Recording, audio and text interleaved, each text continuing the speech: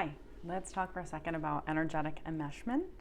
And I am working on trying to articulate this in a chapter that I'm working on right now, which is this phase that we go through if we are raised by a toxic person or coming out of this, whatever this paradigm is, this phase that we go through, which we recognize because we grew up thinking that image was bullshit, right? It's like, oh my God, this is so fake. I can't even believe this. Like, none of these people are being real. There's all this weird hiding going on, but there's like this extending at the same time, and who's what? I don't know what to believe. And then we're gaslight into thinking that this fake is what's real, which I have some counter arguments to that too, in the sense that sometimes, you know, people's fake lives, that we look at that and go, oh my God, that's so fake. It's whatever your judgment is about it, it's very real to them. So I've worked with people who hold themselves back in relationships because they have ideas that, oh, my grandfather was an adulterer and my grandmother's whole 80-year relationship with him was fake. And I think her grandmother would be a little bit insulted when she realizes that her granddaughter, who was her favorite person ever, thinks that her whole life was this big fake lie, when to her that was her whole real life, right? So when we grow up with a cognitive dissonance of what's real and what's not, and we're systematically forced out of our true essence, and the image becomes more important to the people in our lives. Our image, you know, the only reason my mother did not get an abortion was because she wanted to see what I would look like, okay? So the image was cared about more than the person that was portraying the image. It mattered that you looked the part, not that you actually be the part. So the natural psychic inclination then is to rebel against the image. And one of the ways in which we rebel against the image is doing this weird self-abandonment thing, in which we call it enmeshment later in life, but we will meet people, and because of this disordered concept that we have of image in the first place, jump into their perspective of how we might be seen, which I want you to hear, even if we're being kind, because we want to be seen as kind. If somebody is choking you and you're smiling at them because you want to be nice, like, that's not normal. It's not healthy, right? So if you are becoming an image because you want to be seen, you're becoming something because you want to be seen as something. If you authentically match that image with your essence, it's one thing. But if you're becoming something because you know that that's what this person would prefer you be, and that's your way of staying connected to people, that's your way of staying in the know, this person is projecting this thing onto me, I am aligning energetically to the projection, and I'm going to counter the projection. I'm going to become either totally the thing that they think that I am, or the opposite of the thing that they think I am, so they don't think that I'm that thing. And ultimately, it's a very self-focused reality, because you are stepping out of your own position to step into somebody else's position to see how you might be seen, instead of, God, it's so important to know that it's so much more important what we see than how we're seen, right? I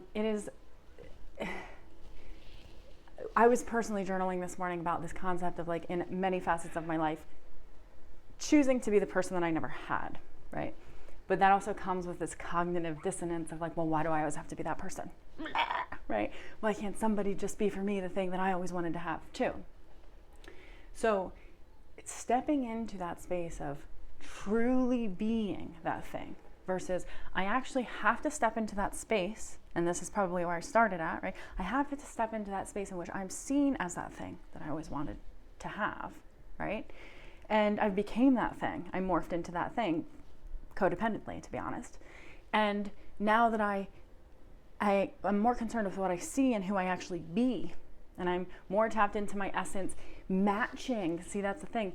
We have to reconcile that some of the time, the images that we thought were fake, that when we were children had really bad associations of essence, like marriage for me, right? It's like, oh my God, the institution of marriage is the fakest fucking thing in the world, right?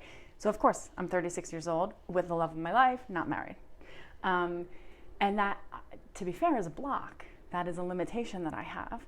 So that idea of my image and essence, the braid between an image and essence for me with marriage was that it was bullshit. So now that I'm in a relationship, the second that marriage comes up cognitively, it just starts to become bullshit, right? So sometimes it can go so deep as to when we are, when you become something that you're not because you don't want to be seen as that thing, like if you are actually entitled to child support, but you don't want to look like a money-hungry bitch, so you don't actually go after what your children deserve and you take it personally and you think it's for you, right? Like that's you changing your image, that's not matching your essence. And that right there is self-gaslighting, right? It is, don't believe yourself, don't trust yourself, don't be yourself. That's bad if you actually be your essence and match the image. And sometimes I work with people who have their relationship actually looks really good and it triggers the shit out of them because they're like, relationships that looked this good in my past were fake as shit. So where's the hook? What's going on here? And the non-capability of reconciling the essence with the image becomes a problem for people of our ilk. So I just want to pop on here today and say that if you are somebody who goes, I'm enmeshed with this person and I'm kind of morphing into what they want, think about getting on the ground with that person and actually being with them and seeing them instead of worrying about them seeing you or not seeing you or how they see you or how you might be seen, because that is one, it gets you back into position. Like you are the maker behind the eyes, right? And if you're sitting there going, oh, I have to step into that position to see how I'm seen, you're only seeing one thing on the planet and it's yourself, and you're not gonna like what you see usually, right? It's gonna be a very annoying, frictiony thing going on.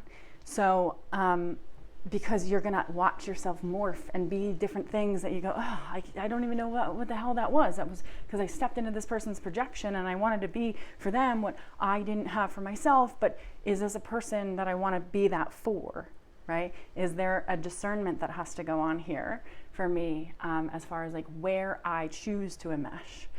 Because enmeshment, if you were raised on it, I mean, that's your way of connecting, and ideally you're gonna find somebody who you can have a healthy sense of enmeshment with before you can understand what it's like to not even have that experience of enmeshment. But I don't think you can go from like total enmeshment to like withdrawal. It's just not how it works. So all of this work is about meeting in the middle, and specifically today it's about reconciling the image with the essence, and recognizing that if you're enmeshed and you're just morphing into what somebody wants you to be, it's because you are trying to, you have an allegiance to, what would I want to say here? I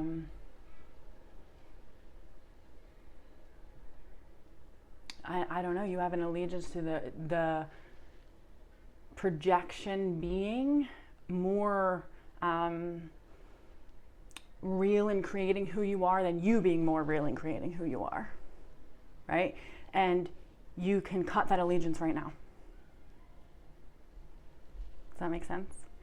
So it's a very self-serving position to be in when all you can see is yourself, because you're morphing into all these things trying to see how they might see you instead of just really focus out on how you see the world and let that be real, right? We gaslight ourselves. I don't know if I know what's real because my parents told me my whole life I didn't know what was real and I was crazy, blah, blah, blah. Now I'm gaslighting myself. I don't know what's real. Get in a position behind your own eyes and focus on what you see. And if you don't like what you see, change what you see or change the way you see it, right? Instead of, how can I see myself through this other person in this really codependent, toxic way, which is really actually more of the same, because it's just you trying to, theoretically it's a very self-centered way of being. So I hope this made sense and I hope it's helpful for you today. I will talk to y'all soon.